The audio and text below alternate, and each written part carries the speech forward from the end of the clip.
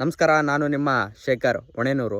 ಇಬ್ಬರು ಮಕ್ಕಳು, ನಾವು ಅನಾಥರಿದ್ದೀವಿ. ನಮಗೆ ಅಪ್ಪ ಅಮ್ಮ, ತಂದೆ ತಾಯಿ, ಅಜ್ಜ ಅಜ್ಜಿ ಯಾರೂ ಇಲ್ಲ ಅಂತಂದು ಒಂದು ವಿಡಿಯೋ ಮಾಡಿ ಸೋಷಿಯಲ್ ಮೀಡಿಯಾದಲ್ಲಿ ಬಿಟ್ಟರೆ, ದಿನದಲ್ಲಿ ಅದು ಆಂಧ್ರ ಪ್ರದೇಶದ ಉಪಮುಖ್ಯಮಂತ್ರಿ ಆದಂಥ ಶ್ರೀ ಪವನ್ ಕಲ್ಯಾಣ್ ಅವರು ಆ ವಿಡಿಯೋನ ನೋಡಿ ಆ ಇಬ್ಬರು ಮಕ್ಕಳನ್ನು ದತ್ತಕ್ಕೆ ತಗೊತಾರೆ. ಶಾಲೆಯ ಚಿಕ್ಕ ಮಕ್ಕಳು, ನಮಗೆ ಶಾಲೆಗೆ ಹೋಗಲು ಸರಿಯಾದ ರಸ್ತೆ ಇಲ್ಲ, ರಸ್ತೆ ಪೂರ್ತಿ ಕುಣಿಗಳೇ ಬಿದ್ದುಬಿಟ್ಟಿದ್ದಾವೆ, ಇದರಿಂದ ನಮಗೆ ನಡ್ಕೊಂಡು ಹೋಗೋಕ್ಕೂ ಸಾಧ್ಯವಾಗ್ತಿಲ್ಲ ಅಂತಂದು ಒಂದು ವಿಡಿಯೋ ಮಾಡಿ ಬಿಟ್ಟರೆ ವಿತಿನ್ ಒನ್ ಡೇಯಲ್ಲೇ ಆ ರೋಡ್ನ ಶಾಂಕ್ಷನ್ ಮಾಡ್ತಾರೆ. ಕ್ರಿಕೆಟ್ ಪ್ಲೇಯರ್ ನಮ್ಮೂರಿಗೆ ರಸ್ತೆ ಇಲ್ಲ ಅಂತಂದು ಒಂದು ಕಾರ್ಯಕ್ರಮದಲ್ಲಿ ಹೇಳಿದರೆ, ಆ ಕಾರ್ಯಕ್ರಮ ಮುಗಿಯೋದ್ರ ಒಳಗನೆ ಆ ಊರಿಗೆ ರಸ್ತೆಯನ್ನು ಶಾಂಕ್ಷನ್ ಮಾಡಿ ಕೊಡ್ತಾರೆ.